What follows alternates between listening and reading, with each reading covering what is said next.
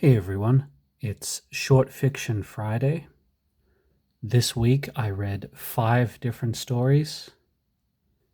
The Man Who Knew How by Dorothy L. Sayers.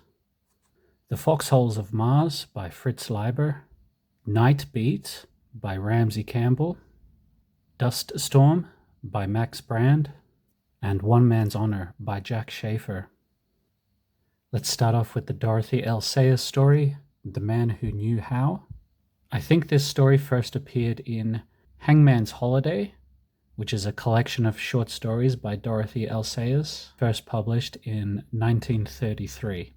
This story is about the perfect murder, or at least the idea of the perfect murder. Our protagonist, Pender, is on a train, and he has a chance conversation with a strange man who implies that he's figured out the perfect way to kill someone. And he doesn't say exactly the method, but some of the details he gives is a mixture of different chemicals will make a very specific poison that will only activate if someone's in hot water. But to the observer, it'll just look like someone's had a heart attack in a bath, right? It's supposed to be like an untraceable poison. After Pender has this conversation with this mysterious man, he starts seeing it everywhere. You know that thing where once you see a particular word or hear of a particular event, you'll start sort of noticing it everywhere? That's basically what's happening with Pender. He starts realizing how many people die in their bathtubs. And then the story escalates from there as he's investigating, were these people really murdered, or is it all just a big coincidence? Yeah, this story was a really fun little suspense mystery type thing. And I would say that it was the best thing that I read this week. All right, the next thing I read was The Foxholes of Mars by Fritz Leiber. This short story first appeared in Thrilling Wonder Stories in June of 1952. Here we have an unnamed protagonist. He's going through these interplanetary kind of wars. Humans have set up this galactic empire, and it's starting to crumble a little bit. It appears like we're in a war on multiple fronts. It's a nuclear war, and the conditions are really awful for the soldiers. Our protagonist is disenchanted with the whole thing. He's a bit sick of this empire. He's sick of humanity. And there's also an aspect of familiarity breeds contempt between him and his fellow soldiers.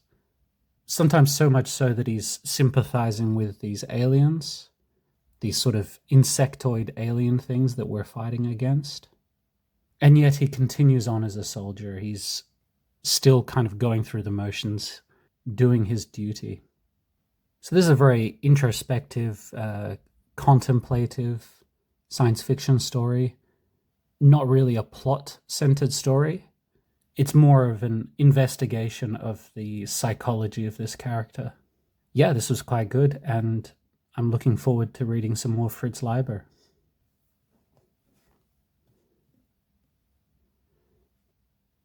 The next thing I read was Night Beat by Ramsey Campbell, which first appeared in The Haunt of Horror, June 1973. The setup here is that a policeman has discovered a body, a murder victim, and he's quite shaken up by it. This is a rookie cop, and he's not used to seeing dead bodies.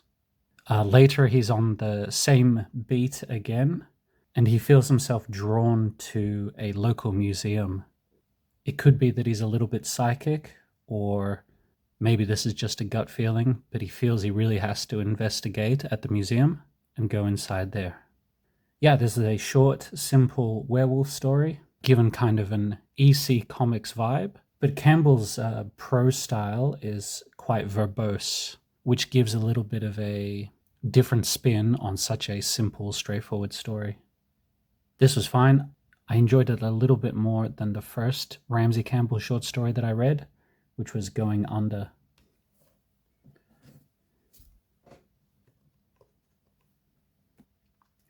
Okay, and I read 2 short stories that were in this anthology, the Classic Westerns anthology.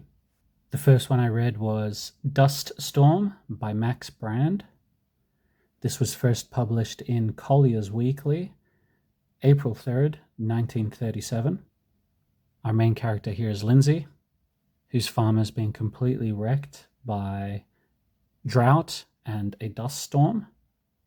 During these awful conditions, Lindsay feels he has to go mediate a dispute between 2 of his friends. So all 3 men used to be good friends. There's Andy and John. Essentially, this is a land dispute. Andy needs water for his cattle. John has access to a river which flows through his property, but John doesn't want to give Andy access to the river. It's up to Lindsay to try to fix this relationship. Yeah, this was a good short story. It was very thoughtful, emotional. I've only read one Max Brand thing before. It was In the Hills of Monterey, which was completely different as a story. In the Hills of Monterey is really pulpy, action-centered, not much about character, whereas Dust Storm, very much about just centering these few characters and having the action play out in a realistic way. So yeah, this was quite good, and I'm glad that I gave Max Brand another chance. Okay, last thing I read this week was One Man's Honor by Jack Schaefer. It's a little bit tough to see where this first appeared, but it was definitely published in the Collected Stories of Jack Schaefer, which is from 1966. I think this short story was actually from 1954. There's 2 simultaneous threads to this story. For a while, we're following a family. It seems like a mother and a father who are both in bad health, and their little girl, their daughter. And simultaneously, we're following a thief and a murderer, a bandit, named Kemp, as he robs people and he's on the run from the law. Now, these plot lines eventually do come together, but I wouldn't say that they come together especially well. It never feels particularly cohesive.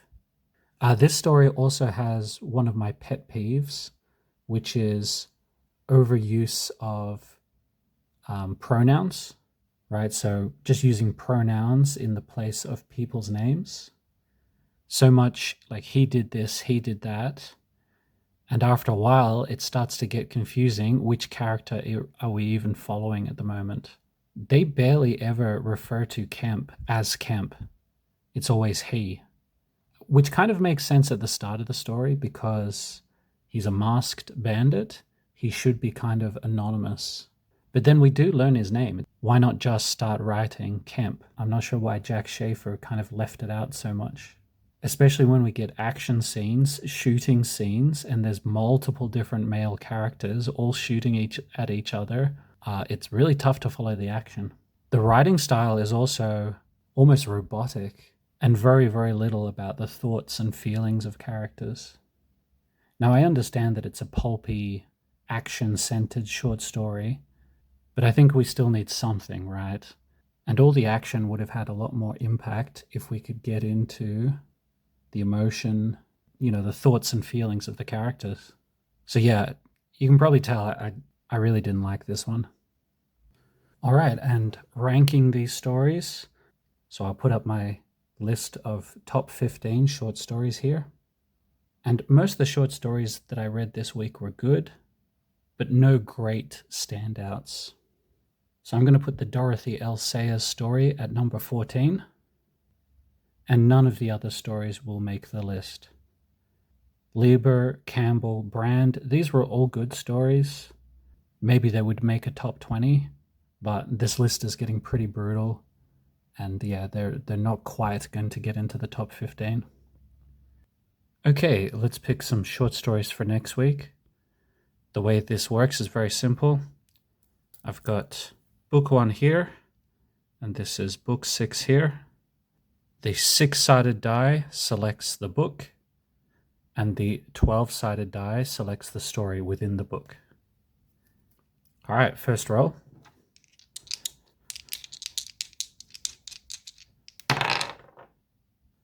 3 and 1. So that's Spellbinders in Suspense.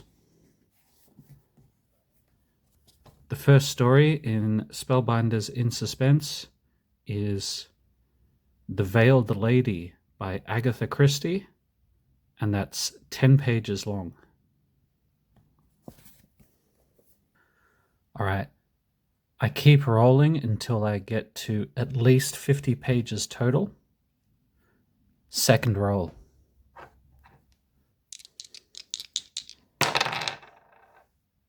Two and 3 is Spellbinders in Suspense again. I've already read the second story here, right? That's what the pencil mark means. 1, 2, we're reading The Birds by Daphne du Maurier. I hope that's how you pronounce that name. And that is 36 pages long. All right, third roll.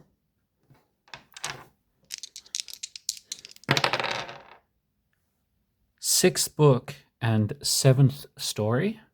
So that's Dark Love. Okay, so I'm skipping the ones with pencil marks next to them. 1, 2, 3, 4, 5, 6, 7. George C. Chesbrough, Waco, and that's 7 pages long. All right, so those 3 stories take us over 50 pages. I'll put up on the screen here the 3 stories that I'll be reading for next week. I'm mostly looking forward to reading The Birds, and I've never read any du Maurier before. All right, so yeah, go read these short stories if you can. Next week's episode will be just after Christmas. I think it's on Boxing Day. Hopefully everyone's having happy holidays. All right, thanks for watching. See you all next week. Bye.